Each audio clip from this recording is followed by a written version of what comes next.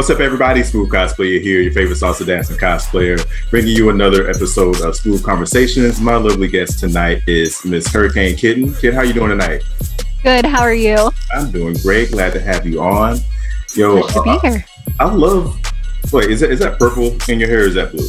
It is. Well, it's a mix of both. It's both. Because I was like, did you purposely coordinate the hair and the chair? No rhyme intended. No. Purple's just my favorite color. I gotta match my glasses and everything. You know, okay, yeah, I do see it. You gotta have the purple drip, honey. Yeah. I loved purple, and then I hated it, and I loved it again. And the love wasn't even real love, because my dad, his fraternity, the colors are purple and gold.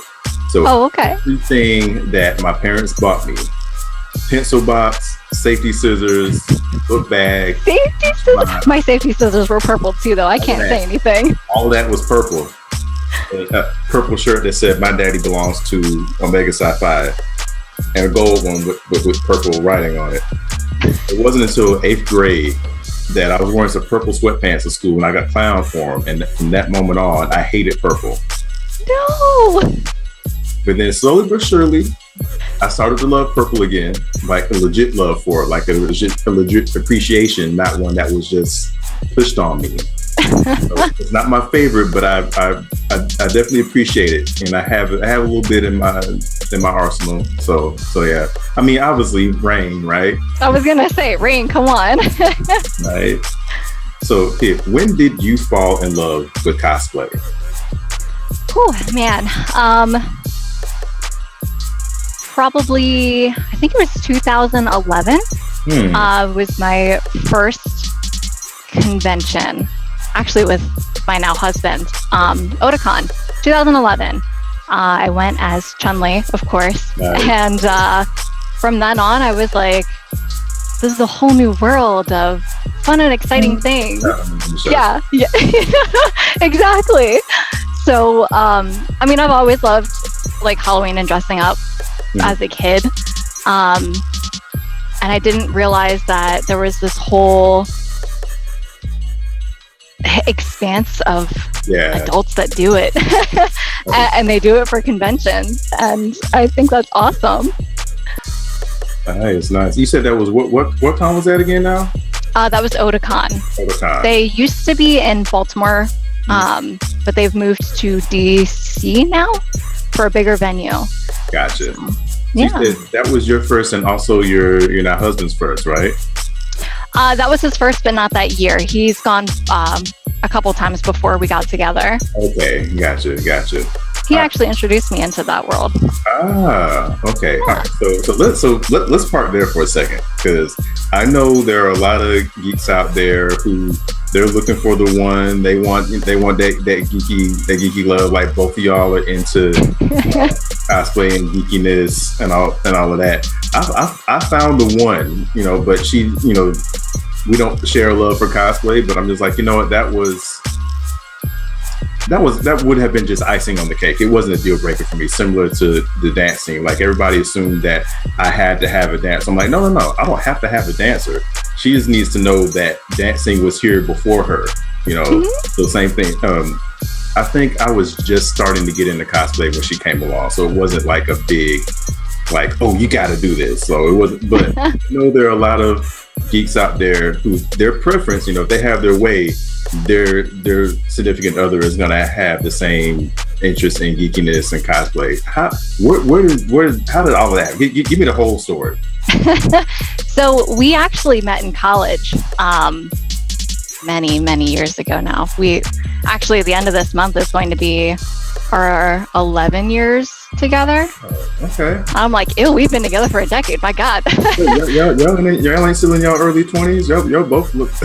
I wish I was still in my early 20s. Shoot.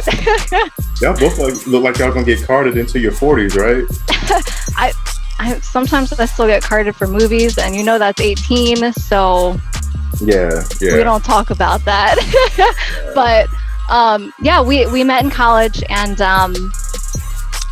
he had gone to conventions before me and was really into anime. He actually had studied Japanese and had studied abroad in Japan, So he was really, really knee deep into anime and just nerdy stuff like that. And I wasn't. I was a pretty sheltered kid growing up. Like, I didn't even have cable until like the late 2000s, probably. So anime to me was like going to visit my cousins on the weekend and watching like Sailor Moon and DBZ. Yeah. And that was pretty much it for me. So he had introduced me to older classics, and we started watching things together. And then he was like, why don't we try to go to this convention? And I was like, that sounds really cool. You know, I'd like to try it. And he was telling me about how people dressed up at these kinds of things. And I was like, dressed up like what? Like, tell me about it. Show me pictures. Like, I literally have never been to a convention. I never heard about it. So he had introduced me to all this stuff, and I thought it was really cool. And I was like, all right, well, if it's going to be my first one, let's just jump right into it. I'm going to order a Chun-Li cosplay, and, you know, we're just going to go into it, because Chun-Li has always been a love of mine. Street Fighter 2 is my first, like, competitive game that I played with my family members. Dang. So I was like, heck yeah, let's do it. And he had never dressed up before. Like, he just went to them because he had artist friends that went. And, you know, he just went to hang out with people and see what new shows are coming out and stuff like that. So we both went into it kind of dipping our feet into it, and I convinced him to dress up with me as Ken, and then it really took off, and I really was like, this is awesome. Yeah, it exploded. I was like, what's my next costume? And then he kind of was like, oh no, here goes all our money. But it ended up working out. It ain't cheap at all. Oh, it is not cheap at all. Oh my goodness. I was just saying to him the other week, I think I easily spent over $800 making stuff for Wonder Woman and doing props and stuff. So it's not cheap, but it's so fun. Yeah, wow. And that's why I stress to y'all at home, like, you know, when we get these comments like, oh, that doesn't look this doesn't look right, that doesn't look good, you should have done this, you should have done that. Mofo, are you spending this money on this? Mm-mm. We are the ones putting the money into this. So I don't. Well, aren't you open to the critique? No, I'm not open to the critique. If I didn't ask you. and that's the thing. I mean, luckily I haven't run into that too much, but you know, unfortunately, the anonymity of the internet really lets people think they can run wild with whatever they want to say. You know, so you were you mentioned Chun-Li earlier. You know, someone you always loved, Street Fighter being your first competitive game. I think that it was mine as well. I remember I was in New York at the time. This is like 92, I think. There was a school that I went to, and then I had a friend who lived down the street, and his mom happened to be babysitting my brother. My older brother was like, yeah, he was just born, just a few months old. So like, we're like 9 years apart anyway. So I would walk there, but on the way there was like a little convenience store. I don't know if it was a bodega or not, but Street Fighter 2 was in there. So I would always find an excuse to stop in there and watch. Never really had to, I didn't have enough change to play it, but I would always watch people play it. So Ryu became, of course, back then I didn't know any better. I would call him Ryu, I did too. It's okay. But I always liked Ryu, but I was jealous that Ken had, their back throw where it was like that throw where you would just launch them over yourself. That kick, yep. Yeah, but Ken's was that like somersault backwards and then throw them. I'm like, why can't Ryu get that too? Like, what's the deal? I mean, it probably didn't do more damage. It just looked better anyway. So that looked cool. That's why you wanted it, right?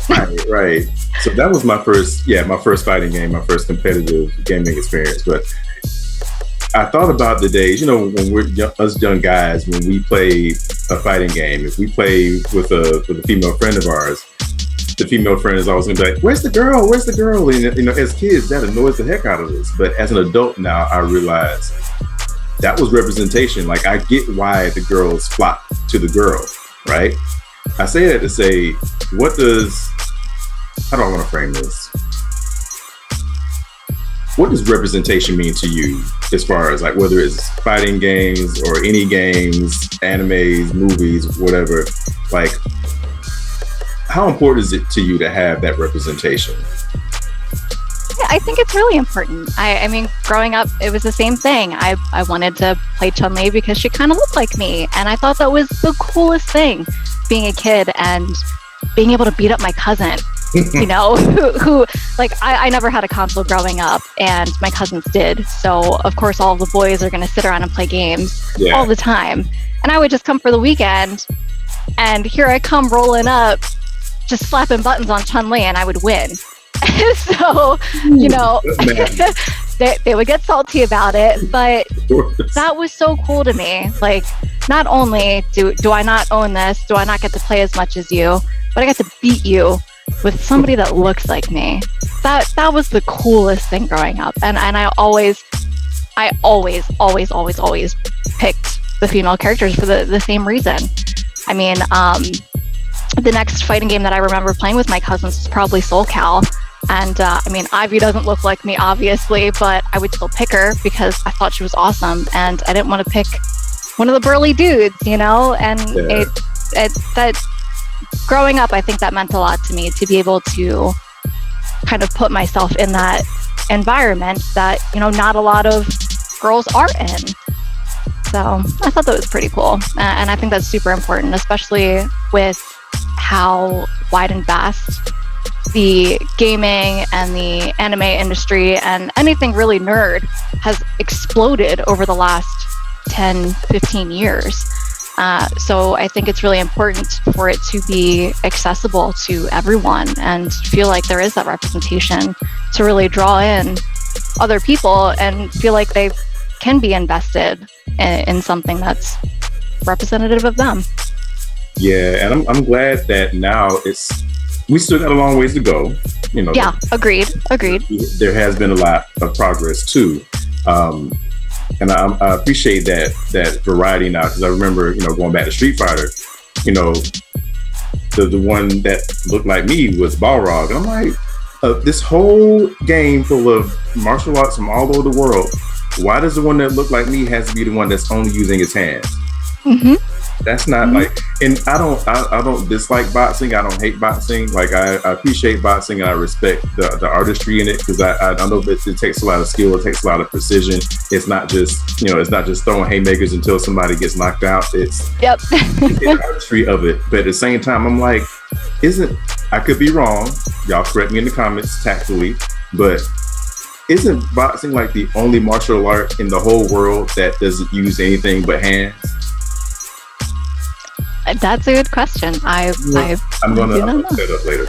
But yeah, so like, I don't care that he. So it was a little bit of the opposite for me. I was like, I don't care that he looks like me. I don't like that fighting style. So I think we need that variety, so that way we're not, even though we want representation, we also aren't pigeonholed into, you know, just like you wanted, you know, Chun-Li look like you, and you liked her because she was a girl. You might also have somebody who even looks like Chun-Li who says, I don't want to be forced to pick her just because that's my person. What if I want Blanca? What if I want E Honda? What if I want Ken? You know, we want the representation, but we also want variety. We also want choice. Somebody sent me a meme today. It was a picture of a black person wearing just regular clothes, but they had like a little perm-looking wig, and the meme said something to the effect of, actually, I'm just going to pull it up now. I think I can still get to it. It's not going to show up good if I just show it here, but I'll just read it once I find it. Also, I love your shirt, by the way. Thank you. I have a little bomb somewhere in my office. It says, will you make a custom character in a game, but they ain't got no black hairstyles? So that kills me. I was actually talking about that recently with a friend, because he had started playing something recently on stream, and he was like, none of this looks like me. I'm just gonna random it at this point. And I'm like, that's really crap. Yeah. And I'm sorry that it is that way. It's such a bummer that we're so. You're right. We do have a long way to go. There is some variety and some options, but we're still not quite there yet. Right. And you know, it still irks me to hear you got people who, I'm not going to say any demographics in particular, but you'll get who I'm talking about. And I'm not talking about all of y'all, if y'all figure out who I'm talking about. I'm not talking about all of y'all. I'm just talking about the ones who fit what I'm about to say afterwards. You know, you'll have people who say, oh, well, I don't want to be forced to play as a girl. I don't want to be forced to play as a black person. I don't want to be forced to play as the gay person. I don't want to be forced to play as this. And I'm like, we've been forced to do the other one the whole time. Y'all can be quiet right now. Yep, just let us have this one thing. Yeah. Y'all got everything else. You don't have to buy the game. Yeah, no one's saying you have to. Right. Yeah, but yeah. Yeah. Like you said, we got a long way to go. Fortunately, I mean, this isn't natural, but I shave it that way. So fortunately, when I get to make up my characters, I'm like, oh, let me just go for the bald person with a goatee closer to mine. Other than that, I've given up trying to make my characters look exactly like me, because you try to get some of the facial features exactly right, and it's like, yeah. Then I try you try to take a picture of yourself, and you got to register it on this website, and it still doesn't look right. I'm like, man, F it. I'm just give me the right skin tone, give me the bald head. I'm good with that. You're just gonna cover it with gear anyways. It's okay. Right. So speaking of gaming, so I know you have been in the Twitch streets somewhat lately, I guess. Yeah. So what made you decide to give that a try? I think one good thing that came out of the pandemic was me. Like, I'm a really social person, you know. I mean, we've hung out at cons previously and stuff, and not being able to see people really wore me down through the pandemic. So a good friend of mine got into streaming a while ago, and he started promoting his stuff a lot. So I was like, oh, well, why don't I go check out his stuff? And I hung out on Twitch for the first time maybe a year ago at this point now. So eventually got to a point where I was like, this is really cool. You have really cool people in your chat. You've built this whole little community of just really fun people. And I was like, that would be really cool to do. And I already somewhat have a base from cosplay. Right. So some of those other faces will also come over, kind of thing. And we can essentially hang out and play games and do whatever. So that's how I got into that. I never really approached it with wow, I'm going to make money off of this. Like, I want partner. It's just, I play games anyways, and I like to talk to people. So why not? Now, speaking of talking, I think that's one of the few times that I've done it, that's been my biggest issue. Like, this is a lot of dead air. Like, I think I was watching not a tutorial video, but just I guess an advice video on Twitch, and it talked about how, like, you have to get used to just talking as if people are already there, which is hard when ain't nobody there. So, like, is that difficult for you, or is that something where it's just like you like outwardly monologue anyway? It depends. It depends on what I'm playing, if I continue to talk to myself or not.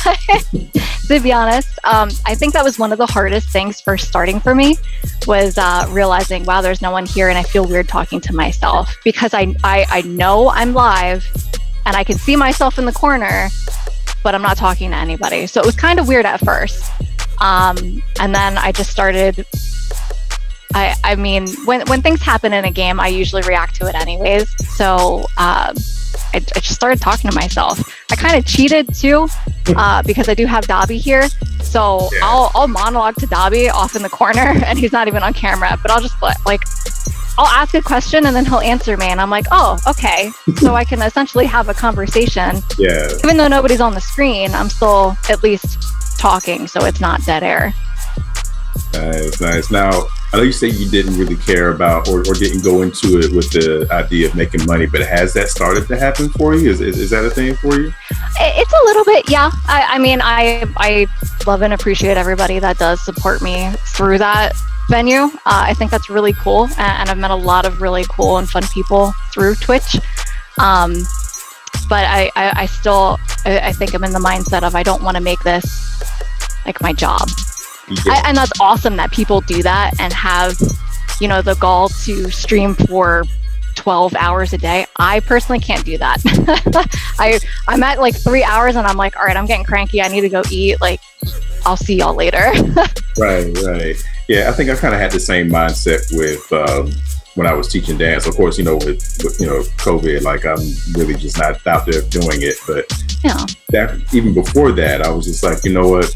I would rather. Now there are some people who end up getting so good at not just doing it, but marketing, putting themselves out there to where it's like it's a big lucrative thing where it's like, you know what, I need to quit my day job because my day job is holding me back from doing this. So I get like, if you get that big, cool, but like I would rather, that's awesome. I would rather it be a money making hobby, because like you said, like somewhere on the way there before you get to that, if you even get that far, there's that dang, I need to go out and dance so people can know that I can dance and people can know that I teach, so that way I can bring home money and pay the bills. Mm-hmm. I can, you know, it's fine when I got a day job, but if that's the only way I'm paying for all the bills, taking care of the family, I'm like, that's gonna become a burden at some point. So I don't want that same thing for gaming. Like I would start to hate gaming at some point. Like exactly. I'm not that. I mean, I'm good to the point where like if I got friends over, like I'll stay competitive. Mm-hmm. But this is why I don't play on not online as in Twitch, but like I don't get on PSN or anything like that, because I'm not trying to get cursed out by no like 10-year-old plays all day and is at expert level.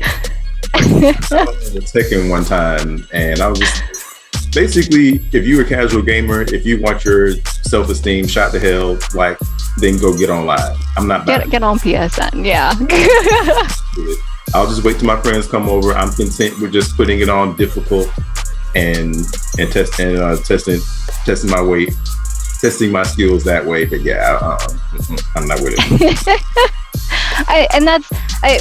It's funny you bring that up, because it's all, again, the pandemic has changed so much in a lot of different aspects, and competitive fighting games has also changed with the pandemic. With Parsec now, it's I don't know if you've heard of Parsec. It's a program that you essentially are screen sharing. Okay. And people have started screen sharing Ultimate Marvel vs. Capcom 3. Oh. 10-year-old game. Everyone's like, dead game, you know, but everyone that still plays it is still incredibly competitive. Yeah. To the point where there are groups. Tampa Never Sleeps, actually, I'm rocking their shirt. I'm staffed for them. They do Friday night competitive Ultimate Marvel vs. Capcom almost every Friday, and people will connect to, you know, I think their servers in like Virginia, and they'll play, and you don't have to have a copy of the game or anything, but they'll connect to this one computer that has the copy, and they'll play each other.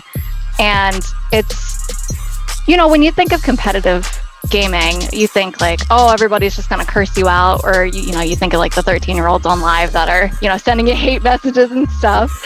But generally speaking, from my experience coming back into the competitive scene, everyone's really nice, especially for, you know, a 10-year-old game. Everyone, like, you've weeded out the people that only played it when it came out, so obviously these people still love this game. So everyone's like, yeah, really helpful. They make tutorial videos still about this game, and like I've had people offer to coach me, because I'm awful at this game. But it even like it's bleeding into the newer games that are coming out. With like Guilty Gear came out over the summer, and generally speaking, most of the people in that community have been really nice as well, and really happy to help people play and whatnot. And even on Twitch, people will just throw up a server and say, hey, come play me on stream, and we can just mess around. And it's not like, wow, you suck, get off. You know, it's people are generally like, wow, that's like, good job, here's what you can do to, you know, improve, yada yada. So That is so refreshing to hear, because I think that's the opposite of what most people think of when it comes to competitive gaming. Like, that is just going to be some, if you're not already an expert, don't even jump in the pool. Like stay home. So yeah. That is nice. But speaking of Marvel versus Capcom, were you a fan of the second one? I didn't play that one as much. 3 was my introduction into the series. So unfortunately, that was before the time that I really got into that. Like, I played a little bit when I was a kid because my cousins had it, and then everybody went off to school. So then I had a lull in between, and then Ultimate Marvel vs. Capcom 3 came out, and Dobby was like, "I have to buy this game," and I no-lifed it for a couple weeks, and I got back into it. Gotcha. Yeah. I've tried 2. It's very hard for me mentally. Yeah. They're 2 and 3 are very different. Yeah, they are. Like, 2 was basically 1 on steroids. Like, the gameplay was roughly the same, except for the fact that, you got 3 people per team instead of just 2. Perhaps more people. That was about it. But like 2, like, people who play them all, a lot of them tend to favor 2. Now 3, I love 3, but there was also them taking away some people that I really love.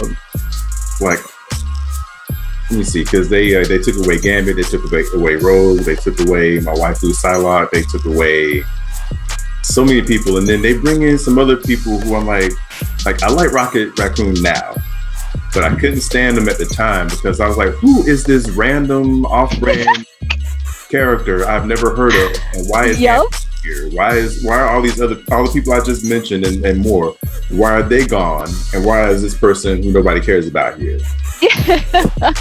What? Saber was in the second one, wasn't he? Who? I think his name's Saber. The big. Yeah, he was in the second one, right? Mm-hmm.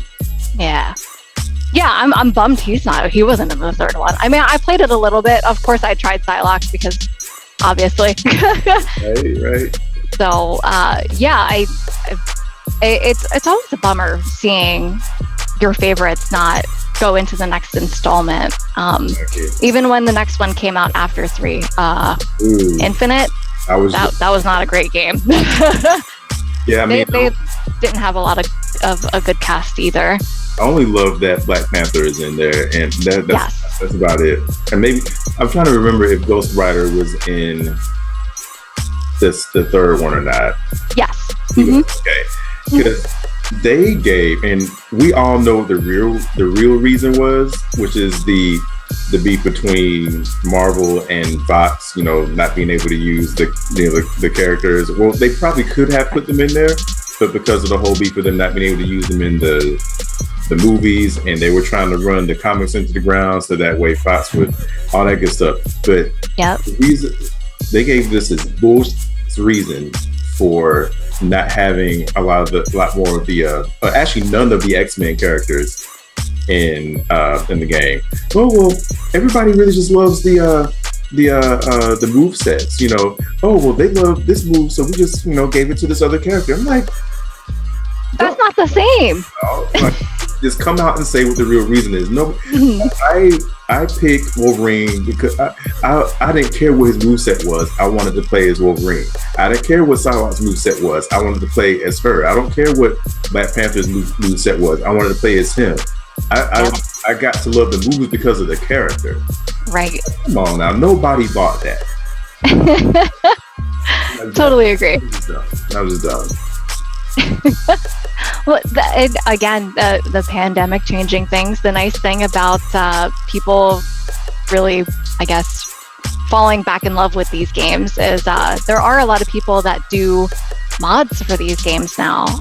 And someone recently modded Cyclops. They reskinned Sea Viper and gave her movesets for Cyclops, and it is ridiculously awesome. And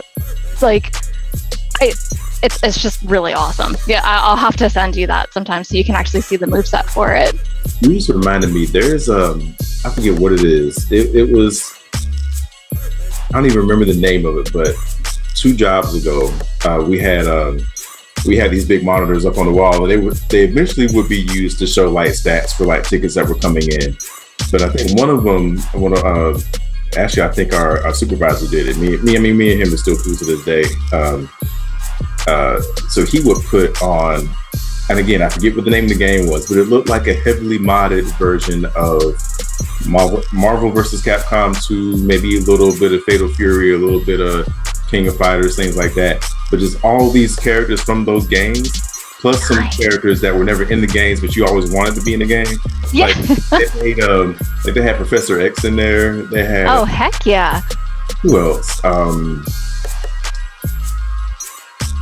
Dang, I mean, I can't think of anybody right now, but just anybody from any of those games that you were like, okay, I would have loved for this character to be in there. Somebody modded that character in there, modded all their, like, I think they put Bishop from X-Men in there. I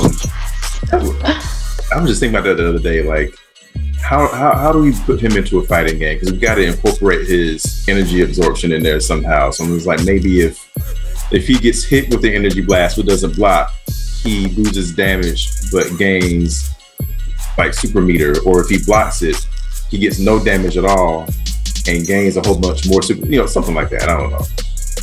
But anyway, just the right parry gets you an extra super bar. Yes, exactly. So yeah, like just a whole crap ton of those characters, and it's just ridiculous to watch it. It was so sometimes. So my work computer's right here, but the big screen's over there. So I'm like.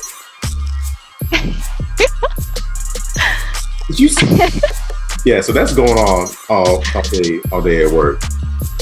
But yeah, so that's not distracting at all. No, not even a little bit. No. Speaking of work, so I like doing a lot of myth busting with these videos, because there's a lot of misconceptions about everything we do. So the big one I like tackling is that myth that us geeks, that we're not responsible. All we do is go to cons and cosplay all day. Some of us still live in our parents' basements. We don't wash, all that kind of stuff. We don't wash? Oh, you're killing me. The bad thing is, some those don't. have been around enough people to know that there's a reason that misconception is there. Yes. It's a misconception. It's a stereotype. It ain't all of us, but it's too many of us. I say all that to say, what do you do? What do you do in your civilian life? What pays the bills? Oh man, I work too much. I wish I only went to cons and did cosplay and just sewed all day long and stuff like that. But unfortunately, I do not. That does not pay the bills. No, I'm joking. Somebody who can only sew in a straight line and a big curve. That's it. So yeah.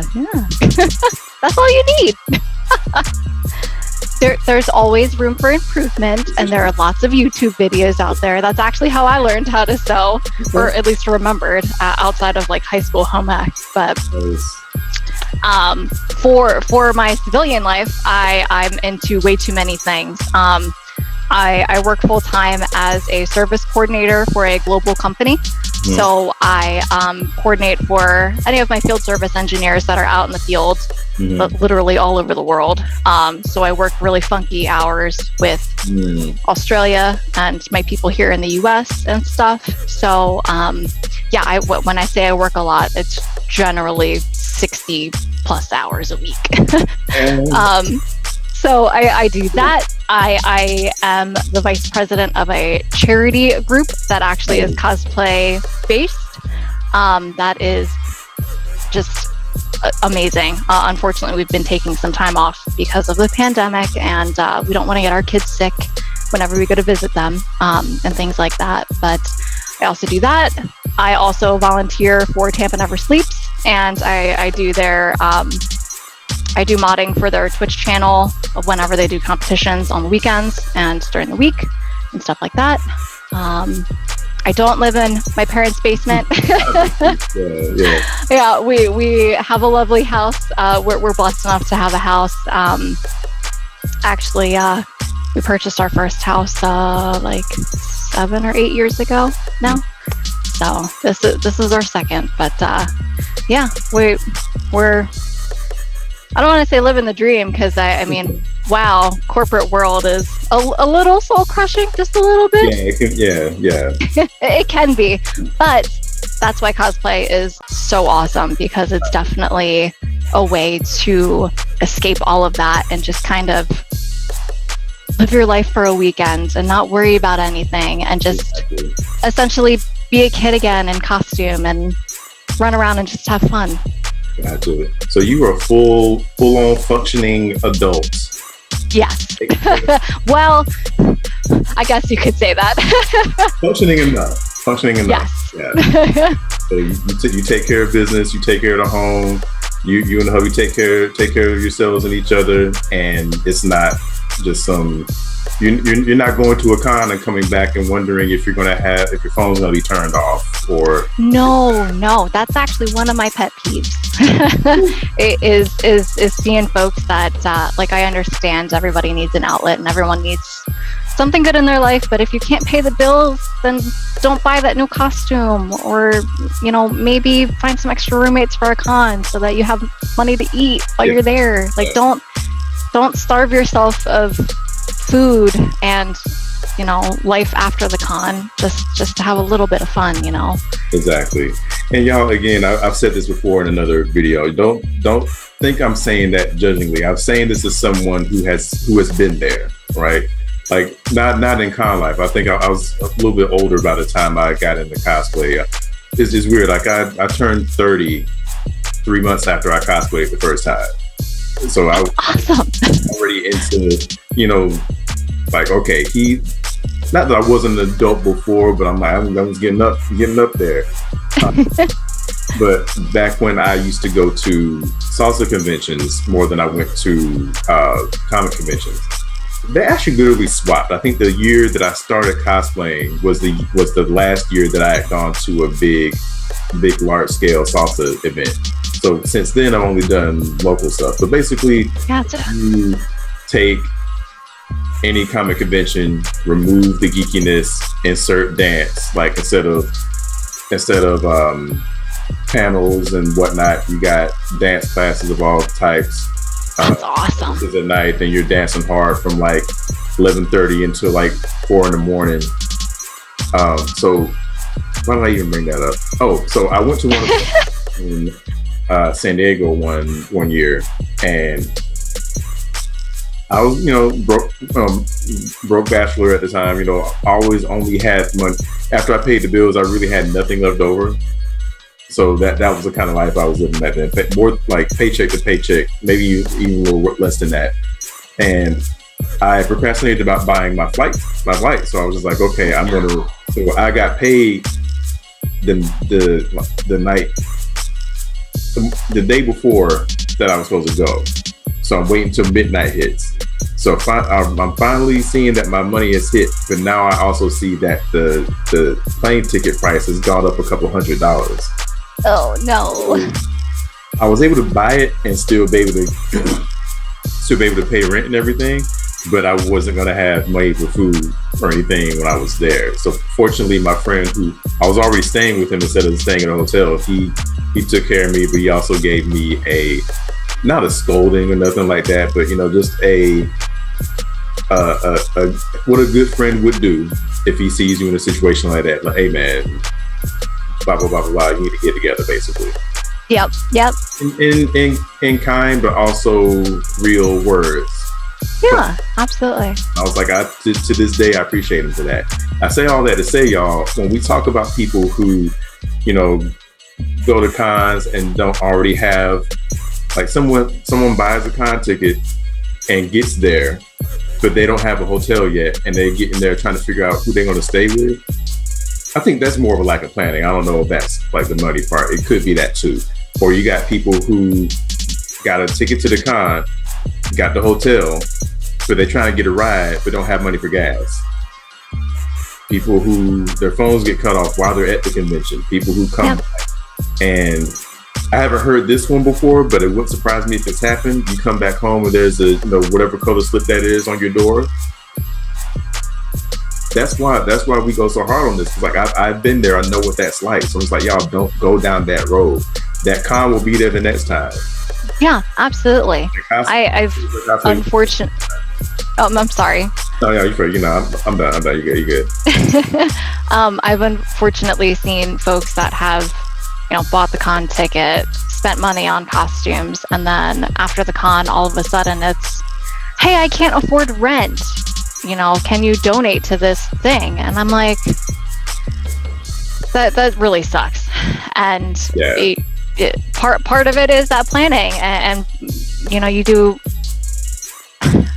I think in my younger years when I did first get into cosplay and I was, living paycheck to paycheck, I would still be like, oh, I really want to go to this con, even if that means that I can't buy groceries the week that I get home. I'll have to wait another week kind of thing. And that's what I mean, don't starve yourself kind of thing. Don't put yourself in that position if you know that you're not going to have money after it. Because like you said, the con's going to be there.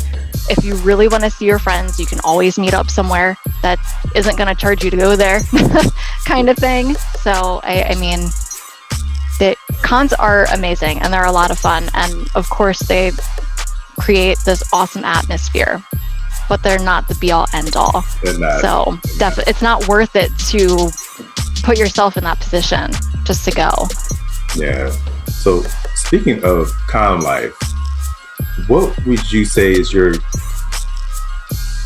craziest and your worst? If they're not the same event, I mean, if they're not the same thing, your craziest con situation and your worst con situation. Oh man, I think I've been blessed enough that it hasn't been too crazy, to be honest, or really that bad. Dragon Con takes the cake for fun crazy. Yeah. Definitely not anything that's like, wow, I'm never going to go back there ever again, or anything like that. Dragon Con to me is like, I've never been to Disney, but everyone says that Disney's your home away from home kind of thing, and that's what Dragon Con is to me. Same. With everyone so nice, and even talking to strangers about costumes or how they made things, everyone's so willing to just give you that information and talk to you and nerd out about whatever. So I've always enjoyed that, and I never thought I would get to the point where I would be staying up until 4 or 5 o'clock in the morning partying with strangers. So I think doing that is probably my craziest experience, of just literally partying with strangers at 4 or 5 o'clock in the morning. Yeah. In no other situation would I ever accept alcohol from a stranger, but I have at Dragon Con. So not to say that I condone that, but I can't be too careful these days kind of thing. But that's probably the craziest thing that for me. The worst might be, I don't want to name the con, so I'm not going to put it out there, but it's a pretty big con now. Back in the day, they didn't have a lot of cosplayers. It was geared towards other things. Okay. And I had cosplayed at this event as Juliet Starling from Lollipop Chainsaw. Okay. And I had some comments yelled at me that A, made me never want to cosplay her again, and B, didn't make me want to come back to the con. Right. And actually stopped going there for a couple of years because I felt so bad about the comments that were yelled at me. And it was pretty much like, oh, look, the cosplay sluts are here kind of thing. And I was just like, yeah, wow, that to me was easily my worst con experience, just because it broke me down so badly, and it made me feel really bad for even being there. Luckily, the con's not like that anymore. Cosplay is really big there, and people are a lot more accepting of it. And also now, as a person that's grown with cosplay in a sense, I don't really care what people say to me. Yeah. So I wouldn't let that bother me too much if somebody yelled that at me now. But back then, it was just so new to me that I was like, wow, sorry, I'm here, it was not great. Now, question, how far away were they when they said that? I was at the end of a hallway and I was coming up and I was actually walking past them. Maybe 30 feet. 30. Doesn't surprise me. I say that because one of my friends, Ree, big shout out to Super Fit with Ree. Let me say that again. Super Fit with Ree. I don't know why I can't talk right now. Anyway, yeah, one of my closest cosplay friends there. She was actually my last interview that I did, and there's a iconic story. Well, not iconic to me because like I've heard her say it, and it really hits it's funny. More ironic funny, not haha funny, but also just because of like what it really means to us. Like basically she was dressed as Rogue from X-Men, but you know, Ree is black. And so she's at a con one day and somebody, again, from a distance says, Rogue isn't black. And I'm like, I wasn't there. I heard the story and I'm like, I bet you he wasn't in your face when you said that. I bet you he wasn't anywhere within arm's reach. Not that I'm not condoning violence. I'm not condoning putting your hands on somebody. But at the same time, I would not hit somebody over words. But I also know that not everybody thinks like me. Mm-hmm. So therefore, I'm not going to say something that could get me slapped. And there are some people who there's a meme out there that says some of y'all are too used to is something like it's too safe for y'all to say stuff without getting hit in the shows, or y'all is too safe being able to say certain things and not get hit for it, or something like that. It sounds a whole lot funnier than what I'm saying. I think I know what you're talking about, though. Yeah, so it's just like, for somebody to say, the constructs are here. Yeah, you said that 30 feet away. Come say it to my face. Exactly. And that's exactly what I mean by I kind of grew up with as a person and with cosplay. If somebody said that to me, I probably would get in their face. I might not hit them, but the Philly girl in me would come out and be like, okay, you want to say that again? Because come on, like I wouldn't put up with that now, and I don't want anybody else to deal with that either. So I like, even if someone yelled that now to somebody else, I'd be like, yo, you want to say that again? Like, what's up? What's your problem? Come over here and say that. Yeah. No, just come over here and say that. Say that right. Exactly. Yeah. What part of Philly are you from? Northeast. Gotcha. My wife is from Georgia, like I am, but she went to school in Philly, so she has a lot of friends, family, and stuff up in Philadelphia there. So dang it! I see her in the sweatshirt all the time. I don't know if it's... You got Temple, you got St. Joe's, you got UPenn. I don't know if it's just playing Philly University, or I don't know. Dang it! I feel like somebody's going to accuse me of not knowing my wife right now. Yes, I see her in the sweatshirt for it all the time. Like her best friend of mine, but also she's also our kid's godmother. She lives in Philly. Gotcha. Yeah, so so we've gone up there at least twice, maybe 3 times now. But yeah, as soon as you said Philly, that like she, I don't know, you might have seen her just go up the stairs like 2 seconds ago. But yeah, like right before you said that, I saw her go upstairs. But yeah, as soon as you said Philly, I was like, Philadelphia connection. Yeah. So we got, not only do we got e-thugs, we got distance thugs, like the people who want to say that, like, yeah, again, not have the courage to say it right up in your face. Yeah, it's kind of like, it honestly reminded me of high school, of, kids just saying stuff in the hallways and in passing, not really like to you. Right. Because they're, they wouldn't have the gall to do that right in front of your face. And that's, most of the people that do say things like that are like that. So, I mean, not encouraging, confrontation or anything like that, but it's much easier to brush off knowing that a lot of these people are too chicken to actually say something to you. Exactly. So speaking of that, so that derogatory phrase that was said, okay, this is going to be a weird transition because I don't feel this way about what I'm about to talk about. Okay. But I know that there are people out there in the world who do feel that way about this.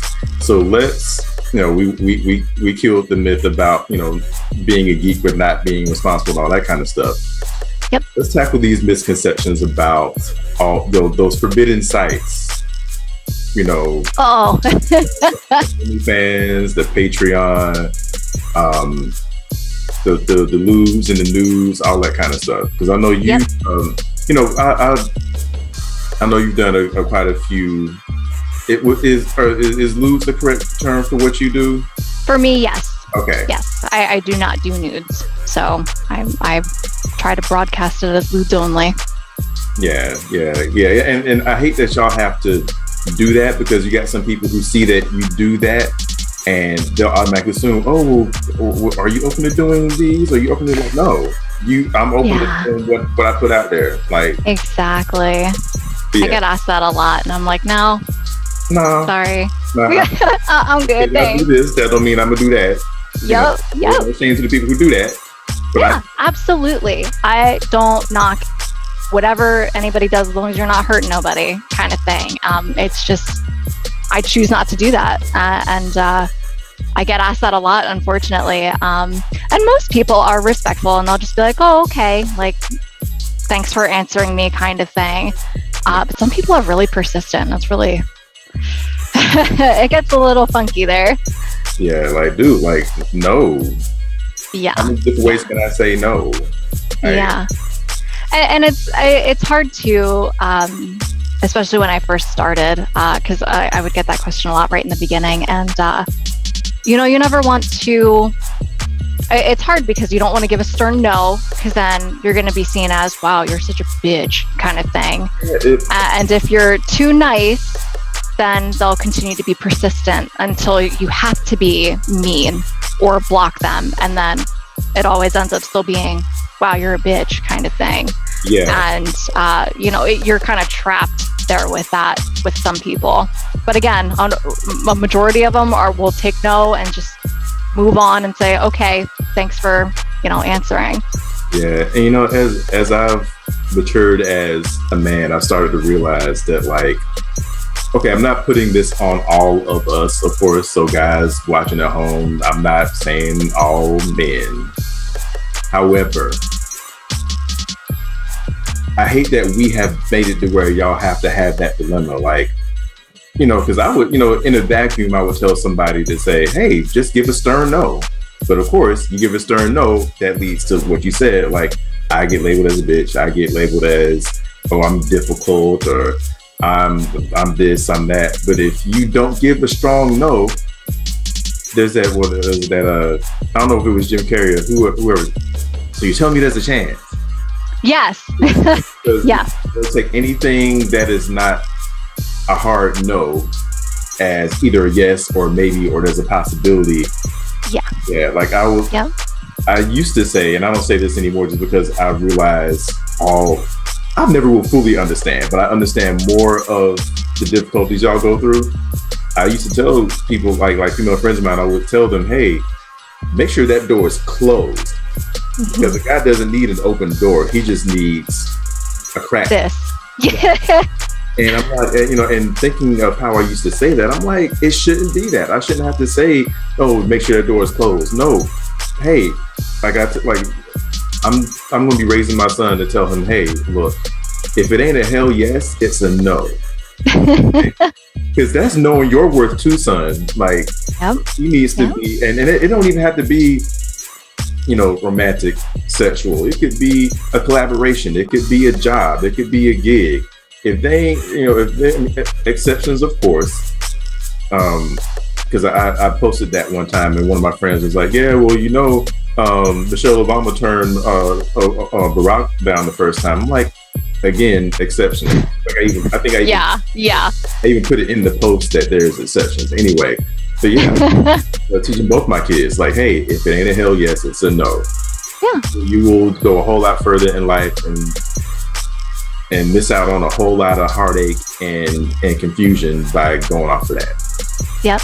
Yeah, bringing that back to all the heartache and pain y'all gotta go through with all that foolishness. So yeah. Oh yeah, actually rewinding just a little bit. So what? Sorry. No, you're fine. Like I wanted you to go there with that, but I'm also trying to I also want to come over everything. That's more for me, because I know I'll take off on my own tangents, and normally I can bring it back, but I guess in my age, I'm getting worse and worse at it. Anyway, me too. It's fine. What made you decide to go into doing Lewds and things like that? I actually. Oh, here's a fun backstory. I have not told a lot of people this. Somewhat exclusive. Yeah, you're getting an exclusive. Prior to actually getting into cosplay stuff, I was always really into pinups. I really, really loved the soft romantic aesthetic of pinups, and like the classic 1950s, 1960s curls in the hair and everything. I just thought that was gorgeous. And that to me was very empowering. And I really wanted to do that right when I hit 18. Like, I was like, I'm of age now, like, let's do this. And it never happened. You know, college and just life in general. Yeah, it's just, I lost that for a while.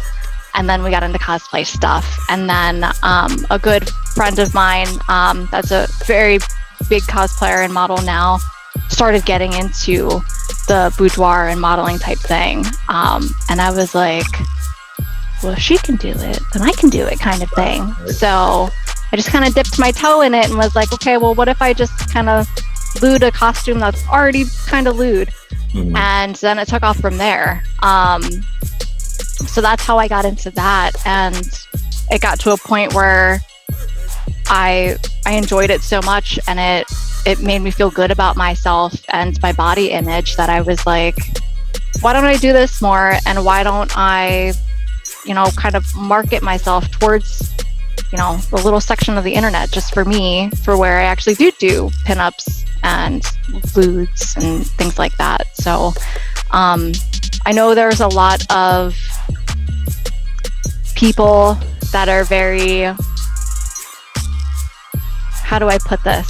I shouldn't say a lot of people. I know that there are some people out there that are kind of like cosplay purists that are like, if you cross that line, then you're never coming back, and you're kind of tainted as a cosplayer, and, you know, stuff like that. Or even people that aren't cosplayers that, you know, are looking from the outside in, that are like, you know, the cosplay sluts kind of thing, where everyone just assumes that anybody that cosplays also does nudes. Yeah. Obviously, that's not the case. So there are going to be people out there that don't approve, but it doesn't really matter, because if it makes you feel good and you're not hurting anybody, then do whatever you want, kind of thing. Yeah, you were something you said was vibing what I thought I already had as far as like a question here. You know, like you said, you got the purists out there, or you can't cross this line.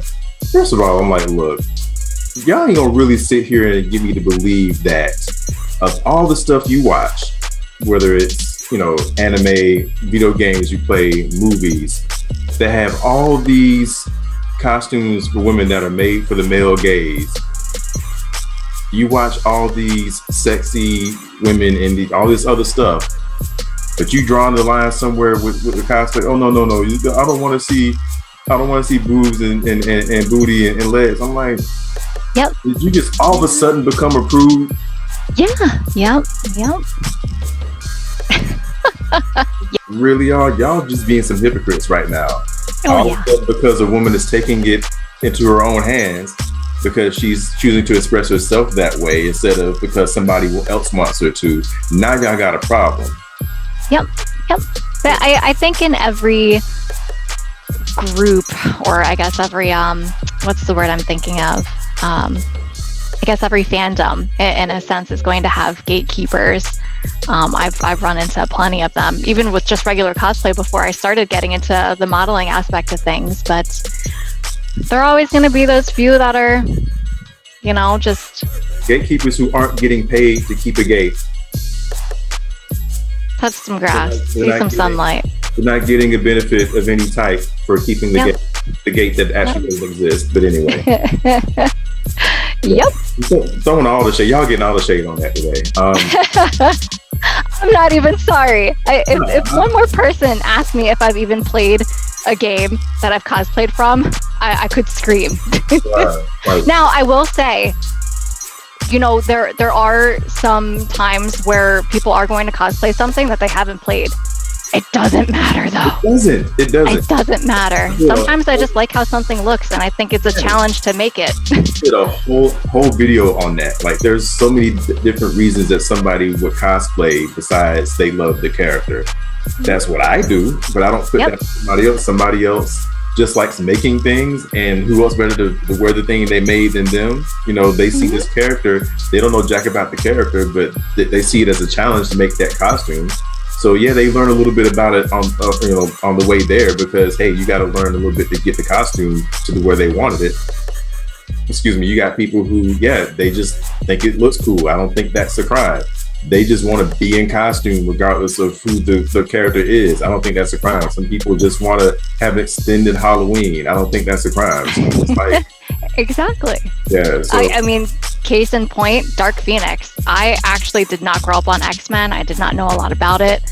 Dobby loves 90s X-Men. And I know a lot of people hate on Cyclops, but he loves Cyclops. So respect. Yeah. So purpose. Put some respect on Scott Summers' name.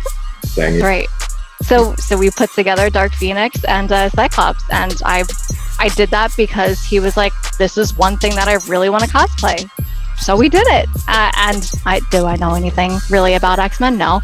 Did I learn along the way? Yeah.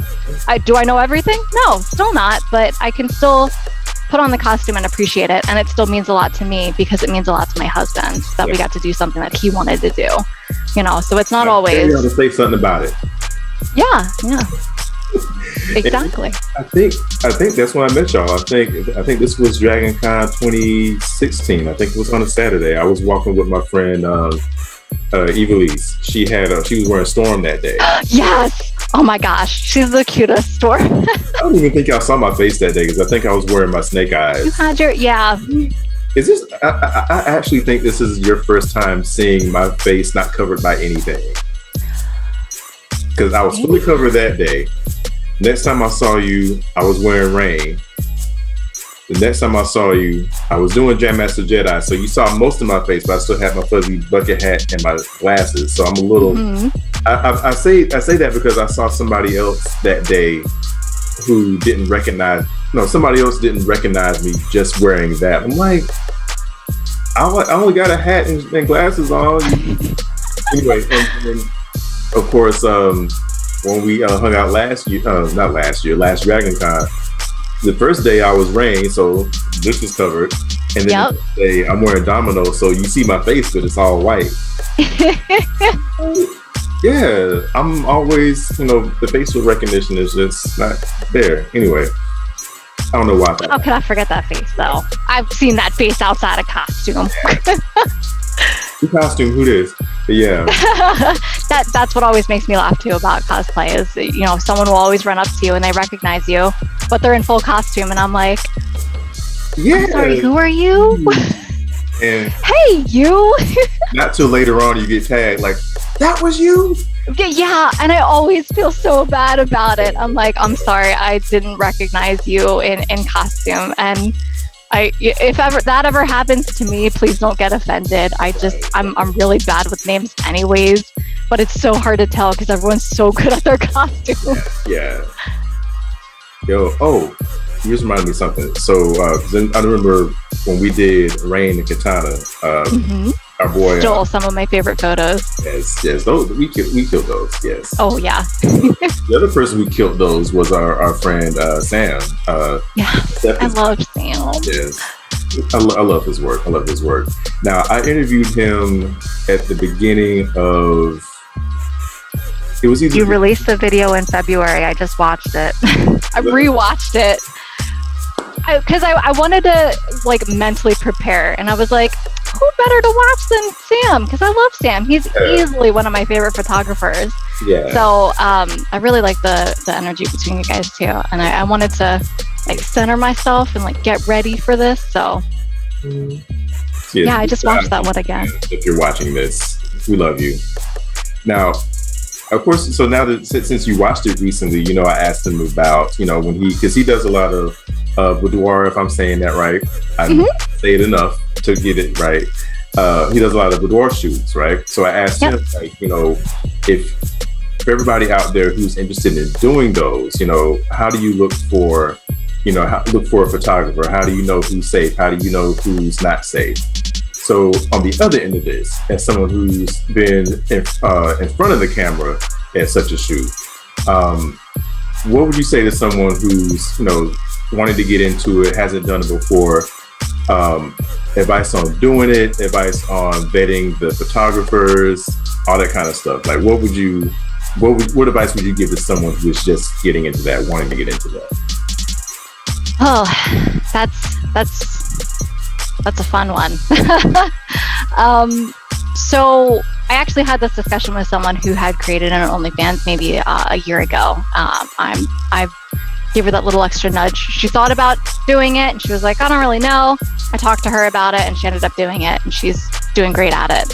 But the same thing that I told her back then was, honestly, try it yourself. Try it with just a little tripod for your phone and see if you feel comfortable at least posing yourself and seeing if you actually like the pictures that come out of it. Because if you try it and you're like, I really don't like this, then you know, or if it's uncomfortable for you to try to do a shoot like that, then you know, that's your answer. And that's perfectly fine. It's not for everyone, but as long as you're comfortable doing it, I think the really important part is to vet your photographers. You can look up your own. There's websites that have local photographers and their rates and things like that, like Model Mayhem. Again, I vet your photographers because, you know, the website's not going to do all the work for you. So there might be a couple people out there that might be questionable. Reach out to multiple models that have worked with that photographer and get their own experiences, not just from like a review section on a website or just from the photographer. Speak to those models personally and see what their experience was. I've had multiple people reach out to me and ask me about previous people that I've shot with, and I've been honest, whether it's been good or bad, what I liked, what I didn't like, you know, and I think that's the best way, is to talk to the people that have worked with those people. And I want to make it very clear that you want to talk to multiple people. I have unfortunately had a couple questionable photographers reach out, and I have reached out to models that they've worked with, and it's a 50-50 split. You know, it was perfectly fine for one person. It was not okay for another. Yeah. And to me, that's a red flag, and I wouldn't even chance it. One of my biggest things is I always have somebody with me. And if a photographer says, no, you can't have anybody there, red flag, don't even touch it. Yeah. Would not even bother. If you can't have somebody there to at least help you feel at ease and that you're safe, A, it's going to show up in those pictures anyways, because if you're not comfortable, it's going to show on your face. Yeah. And B, you know, you don't want to put yourself in that position where something could happen. Not to say that it will, but why even chance it, you know? Right. And, you know, if that photographer is a legit photographer, they're not going to be offended by the fact that you are doing what you got to do to make yourself safe. Exactly. Yeah. It's like, I've heard stories of women, like, of course, you know, this outside of cosplay, like, you know, women who, like, they're going on a date and they go around, before they get in the car, they take a picture of the license plate of the car. Now, I could understand why the guy might be like, dang, what do you take me for? But at the end of the day, you got to put that aside and look, she don't know you. Yep. That's me. I'm like, you don't know me. I get it. I might be agitated for like 0.05 seconds. Like, I'm not this person, but you don't know that I'm not that kind of person. So, yeah, right. Up, you know. Right. Yeah, so thanks for sharing that, because I know there's a lot of, again, the work, it shouldn't be like this, but it is. So we got to do what we got to do to make sure people are safe. Yeah, absolutely. Y'all whack photographers out there, y'all other people who would do stuff like that, don't do it. That really should be it. Unfortunately, we also have to, because people like that exist, we gotta tell people to be careful. Yeah. I mean, even something as simple as I've had girls reach out and they're like, hey, what do you think of this photographer? And you scroll through their Instagram, Facebook, whatever, and it's very obvious that they have a certain type and they only shoot that certain type or like that pose, or, you know, they only do nudes or something like that. Like, that's perfectly fine if that's what you're going for. But if it's not, and you can see that already, I've run into photographers that only do nudes, and like I mentioned, I don't do that. And, you know, if I'm scrolling and I see that, sorry, no thanks, I'm not interested, kind of thing. So even something as simple as just looking at, you know, their portfolio could be, you know, a tell on if it's going to work out or not. You have to have a good chemistry with your photographer anyways. So set yourself up for success. I mean, the only reason that Sam makes me look so good is I'm so comfortable with him, and he makes me laugh during the whole thing, and it doesn't feel like work or like, wow, I have to really concentrate to look sexy. Like, it comes naturally. And when you have that good momentum with your photographer, it just works out perfectly. There you go. So last kind of deep-ish question, and then we'll get into some, I guess, fun random stuff. Sure. So, kind of back on that same subject, you know, you mentioned the people who are the cosplay purists, the people who all of a sudden become prudes when the woman wants to show herself off. So there's this, because I think this is something that both men and women have said negative things about. So you got, you know, when you sexify or lewd up a character who may not already be that, you know, you might do a lewd version of this character, lewd version of that character. And I particularly don't care. I got nothing wrong. I don't see nothing wrong with it. If that's your thing, do it. If that's not your thing, don't do it. But you got some people, and some of them have whack arguments for it. Some of them have legit arguments for it. But there are some people who believe that lewd cosplay should be its own category, and that it's not cosplay, like it shouldn't be counted under cosplay. Mm-hmm. And the good argument that I've heard for thinking like that, again, I don't particularly subscribe to it, but I understand it, is that, just like you said before, there are those misconceptions that, everybody who does, all the girls who do cosplay, they also do lewds, they also do nudes. Or all the girls who cosplay, they're all freaks and they're all DTF and all this other kind of stuff. Like, it leads to those negative connotations about cosplay. So I get why they feel that way. Mm-hmm. So what's your take on that? Like, is lewd cosplay actually cosplay? On the surface, I would say absolutely. To an extent, I would kind of agree that it kind of should be its own category, but I only agree with that because of age of consent. Yeah. You know, we've got a younger crowd that do go to cons. Mm-hmm. And I understand that, you know, maybe they don't need to be seeing some of these things. But at the same time, if you're fully covered, then you're fully covered. That's the fun part about the US, where we're kind of prude compared to other countries, right? When it comes to showing skin and whatnot. But I think that's the only reason why I would kind of agree that it could be in its own category.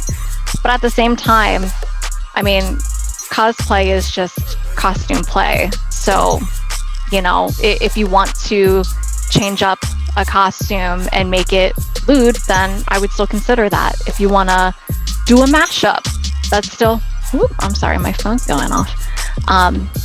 You know, if you want to do a mashup, that's still cosplay to me. Yeah. So why is that any different? It's just you choosing to do something a little bit different. Yeah. You know? Yeah. Okay, I slightly lied.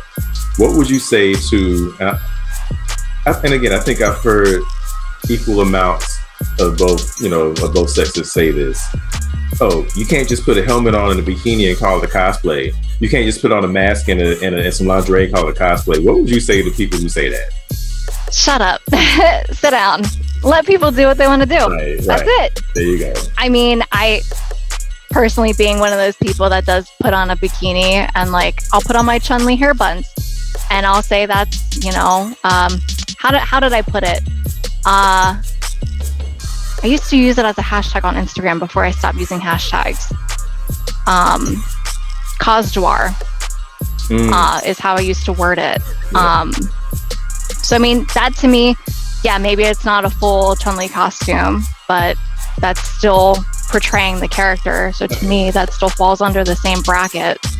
So who's to say Chun-Li wouldn't do that? Like, who's to say Chun-Li wasn't getting ready for her? You know, hey, Chun-Li's getting ready to do something with her man that night. You know, who's to say Chun-Li wouldn't do that? Right? Yeah. There is actually, I'm pretty sure it's an artist that is actually signed to do artwork for Street Fighter and like Udon Company and whatnot. They've done bikini versions. Yeah. Like, people do actual official artwork of bikini stuff anyways. Yeah.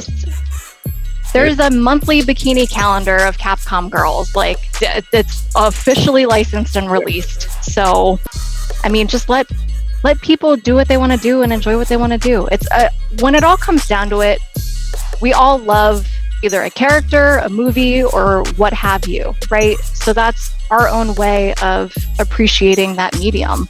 Yeah. So why not just enjoy it all together? Yeah. And like I've said a gajillion times on this channel, let people enjoy things. Yeah. Let people enjoy things. Mm-hmm. It ain't hurting you. It ain't costing you money. That's it. Keep scrolling if you don't like it. Right. Don't have to say anything. These folks, they fingers or they scroll wheel or both are broken. They landed on their page and all of a sudden their scroll wheel breaks. It's stuck on my screen. I have to say something about it. Anyway, let me shut up. Better Alt F4. Close that baby. Right. All right. So, unless you have already done it, what's your bucket list couple cosplay for you and I? I think the top of the list right now is a hunter costume from Bloodborne, and I want to do plain doll. That's in the works. We want to do props that actually like unfold, like the swords do in the game and stuff like that. That's probably at the top of the list right now. Gotcha. Say if they decide to do another Street Fighter movie, who plays Chun-Li? Oh man, that's an awful question for me because I don't know actors and actresses by name. I can picture her. Mm-hmm. I couldn't tell you what her name is though. She's been in God, what has she been in? She was like a love interest in some like late 2000s sitcom on like regular, not cable TV. If I'm gonna Google her later, and if I find her, I'm gonna send her to you. I'm trying to. Well, then again, I don't think I was watching regular TV at that point either. I was either playing games or watching movies as soon as I got home. I lived off of VHSs forever and PBS. Yes. And PBS is still kicking. You know, oh yeah, they are. My daughter's watching the new iteration of PBS stuff. There's a spin-off of Mr. Rogers' Neighborhood out there. Like, so you remember? So it's called Daniel Tiger. So you know how they went to the little puppet. Yeah, they went to, you know how they would go to the land of make believe, and they're with the castle and the trolley. Yeah, so the little tiger that lived in the clock. Yeah. It's called Daniel Tiger's Neighborhood. Oh my God. So she had no idea about Mr. Rogers, so I had to go back and show her an old, bad quality episode of Mr. Rogers on YouTube. So Daddy used to watch this and this, and this is the guy that sang the original song and all. Yeah, parent life. I used to love Mr. Rogers. I cried when he passed away. I was still a kid when he passed away. So sad. That was a beautiful soul right there. Yeah, agreed. All right, get myself together. Now, flipping fandoms here for a second. So, hopefully, sometime soon, the X-Men end up coming into the MCU. I know it's going to happen. We just don't know when. You have the opportunity to recast Psylocke. Who is Psylocke? You know, I actually didn't watch the latest one with Psylocke in it, so I couldn't even tell you if she was good or not. I actually would not mind if they kept her. I mean, I'm still looking forward to like them recasting everybody. Mm-hmm. Like, the only person I would be comfortable with them keeping would be Hugh Jackman. Hugh Jackman. Yeah, like even with like, because Patrick Stewart, like I love him to death. Like he played Professor X perfectly, and so did it was Ian McKellen, is that his name, who played Magneto? Like they played them perfectly, but I also feel like, y'all don't kill me in the comments, but I also feel like Professor X and Magneto were not as old as they were.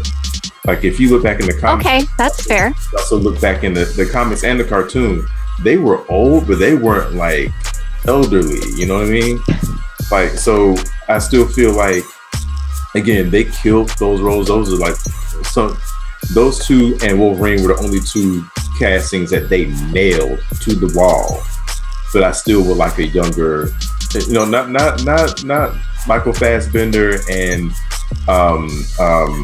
James McAvoy young, but just younger than what we originally got. Yeah. But yeah. I think you get into a tough spot with that too, because you're so almost used to the same people playing the same characters, so you can't really get around that. Like I would never want another Wolverine other than Hugh Jackman, because I'm so used to him and he's so good at it, and like Ryan Reynolds being Deadpool, that's a perfect cast for me. He has to say Deadpool, like no question. Yeah, exactly. So I think that's a part of what plays into that too, is I think like I obviously didn't see the movie, but if I was really gung-ho, like I want to see this, I would kind of be like, well, that's kind of weird that they're not, you know, Professor X and Magneto. I'm sure I would get over it, but you know. Yeah.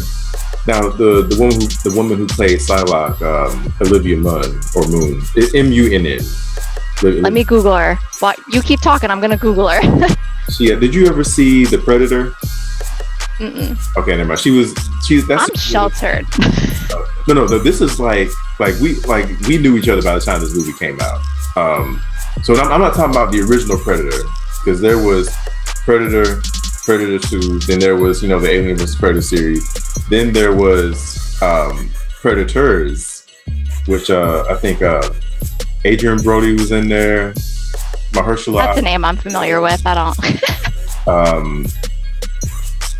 The dude that played that whack version of Venom. Okay. What's his name? Topher Grace. He was in there too. Anyway, so this was I want to say 2018 when this movie came out. But anyway, Olivia Munn is in that one too. Okay. Yeah, so I think this was after X-Men Apocalypse came out. Anyway, I feel like she wasn't even given enough time in that movie for us to really see what she can really do. Like, that's depressing. Yeah, like slightly better than Storm, because I know the girl who played Storm is on record saying, "Hey, y'all didn't really give me no lines in the first place." So yeah, and plus Olivia Munn I think she's half Asian, half white, which, you know, she's very pretty. Yeah, she looks like it. Yeah. So if you look at Psylocke's story, she started out being a British woman, then got merged into like this Asian woman's body. So I'm like, if you got an Asian / white person, I mean, that kind of that story. So I mean, if they kept her as Psylocke, I wouldn't be mad. Like I'm interested in seeing what she could have done. Mm-hmm. Like even the guy who played the original Cyclops. I used to know his name. I used to have it right off the tip of my tongue, and now I can't think of it. James Marsden or Jonathan Marsden is his last name, and his first name starts with a J. I can't remember. Anyway, he could have played a good Cyclops if they had written better. That's another big thing. Are you going to get enough lines so you can actually act, or are you just kind of a body on set? That does happen. Yeah, but I trust, you know, Kevin Feige and all his people to do it right.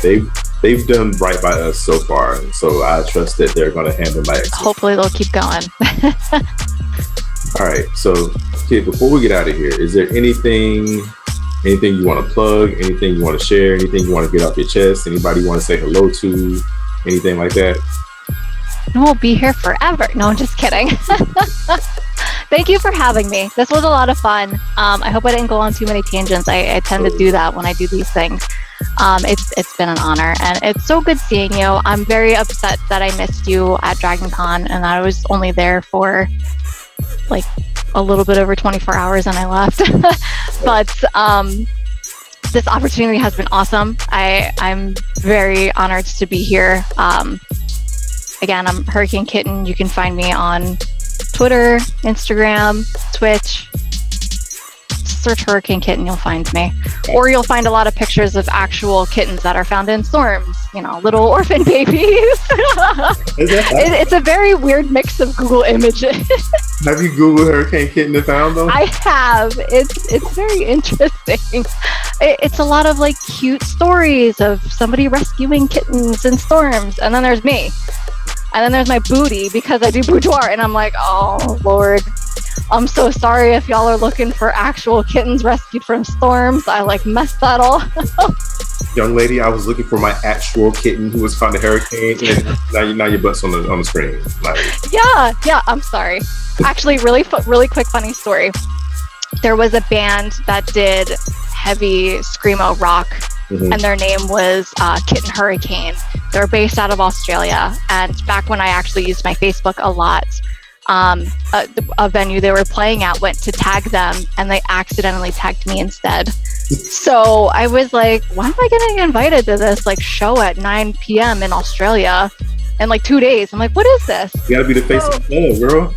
Yeah, well, apparently. So I saw it, and the band actually reached out, and they're like, hey, that's really funny. You know, like our names are really close kind of thing. If you're ever in Australia, come out and see us kind of thing. Did they tell you out? They did. I never could go, but I thought that was really cool. I just recently found out that they had signed on with a record label, and they ended up changing their name. So they're a different band now. But yeah, I went down that rabbit hole actually a couple weeks ago.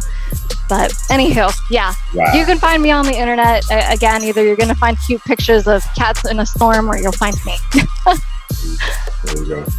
All right. Well, again, it has been an honor for me as well. Thank you for coming on with me and geeking out with me for however long we've been on this. I don't know how long we went, but and you know, I stopped chopping my videos up because I started the interview and like, okay, this one went 15 minutes. Next thing you know, the next one is 45. I'm like, dang, people's attention spans are too short. I got to chop this up.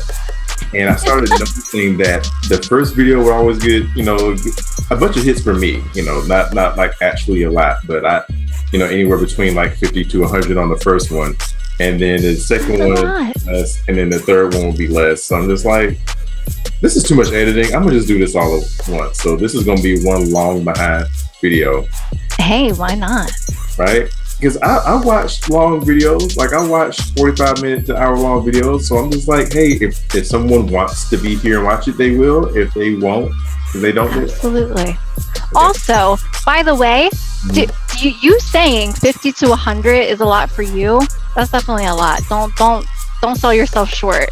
So you have 50 or 100 people in a room listening to you talk. That's a lot of people.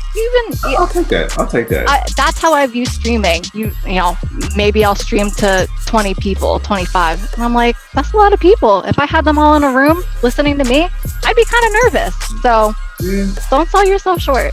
I won't. Okay. Put my head up now. That's not average. I'm just saying, like, that's the most I get on one. Now that if I start averaging that, I'm gonna be like, okay. But yeah, y'all, thank y'all for putting up with us, being all silly and geeky and everything. Y'all have a good night. Y'all have a good time at whatever con you're going to next. Please be safe at whatever con you go to next, so that we can actually have a con season next year. Good luck on your cosplay builds. Please hit that like button, that subscribe button, that share button, leave me some comments. Do all of that for Hurricane Kitten, please. Go follow her everywhere. Look up, follow her, do all of that. And I will see y'all at the next video. Peace. Bye-bye.